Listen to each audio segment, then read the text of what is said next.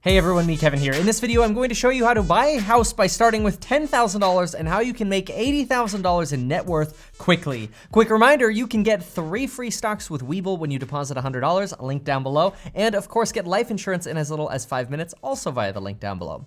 All right, first, you need money, but how much you need depends on what options you have. If you don't have a lot of money, Google this. Community Development Corporation in your area, like Ventura Community Development Corporation, and then call them and ask, quote, what kind of down payment assistance programs do you have? I have a client who bought a $250,000 property below market value with $750 out of pocket because they qualified for a state grant. You might be surprised what you qualify for, and so all you have to do is ask. Step number 2, get qualified for a loan. You can get a 3.5% down with an FHA loan, which lets you have a little bit higher debt and a lower credit score, or you can do 3% down with a conventional loan, maybe as high as 5% down with a conventional loan, if your credit's a little bit stronger and you have a little bit less debt.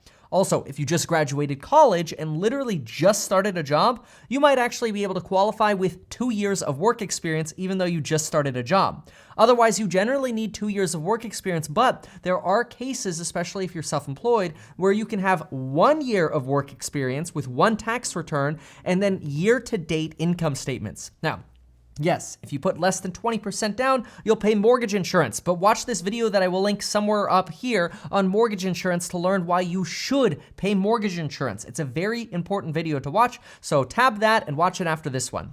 Then, I want you to ask your lender to, quote, pre-underwrite your loan. Loans take very long right now, and sellers are preferring cash offers because of that. However, if you have a pre-underwritten loan, you can play ball with the cash people. It's not as good as cash, but it's way better than just a pre-approved letter. And don't even get me started on pre-qualification letters. They're not even worth the paper they're written on. You need a pre-approval letter and a pre-underwritten loan to be competitive in this environment. Step number 3, find an agent that understands the neighborhood you're looking in. If you're looking in a specific neighborhood, don't use an agent who doesn't sell in that neighborhood.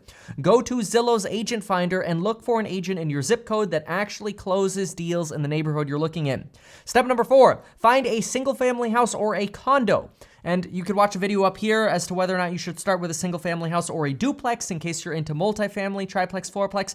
Watch that. Very important you just watch that video. I won't go into it here.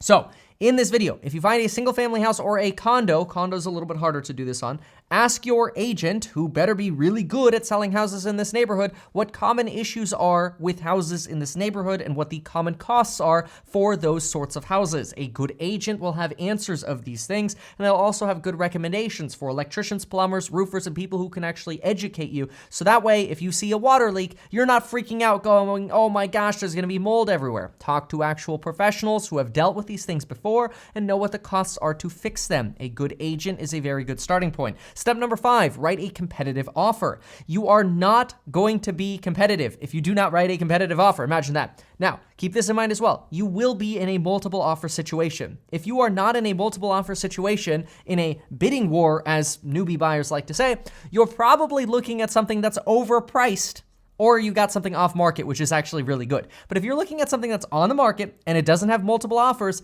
it's a sign that the deal is not as good as you thought it was. The more you know about going into a deal as well, about the seller's motivations and the condition of the property up front, the better you are able to negotiate. It's better for you to be able to write an offer knowing that there are galvanized pipes instead of copper plumbing and that the roof is newer instead of older when you're negotiating, because then you can get a deal that you know you're actually going to make money on.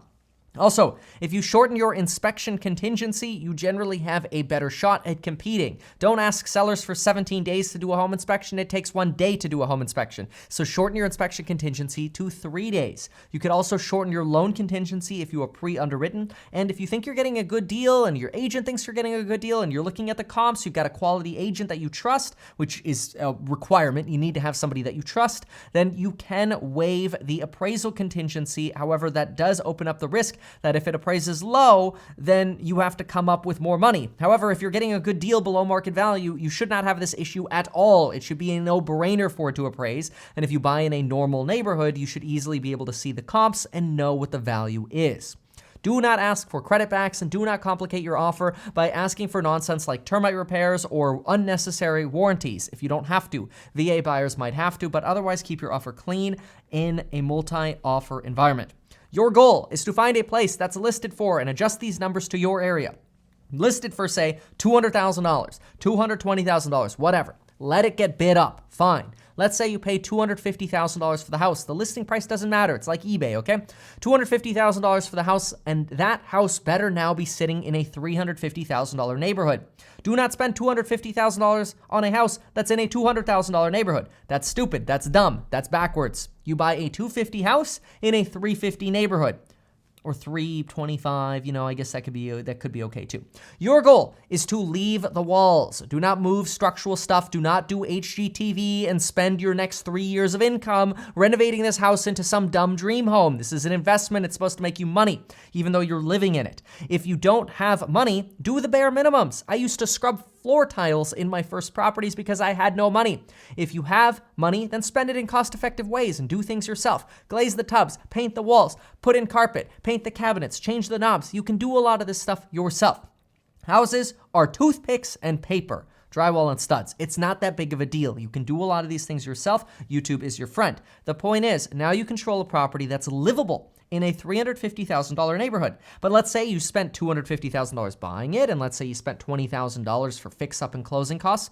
Your equity or net worth in this property is now $80,000. That's really good. So in the future, when you're ready, refinance the property, use that money to do it again. It's much easier to move into your next property and buy it with a low down payment again as well. And now since you're refinancing, you're able to get rid of mortgage insurance because you got a very good deal. Step number 7, if you want to, you can even house hack by renting out rooms to lower your monthly payment or your net effective monthly payment. The goal for you though, buy real estate below market value. Don't get so caught up in cash flow when you're starting. This does not mean buy low cash flow or no cash flow. It just means focus on wealth and value creation. That is how you make your net worth go whoop really fast. These deals, by the way, come on the market regularly, but they don't sit on the market. So if you're thinking, I'm going to see what's on my market today. Oh, there's nothing. Kevin must be wrong. No, they come on the market and they go. You got to be ready. This is why you got to follow the steps in this video so that way you are ready. I bought 11 wedge deals, below market value deals this year. That means you can buy a wedge deal as well.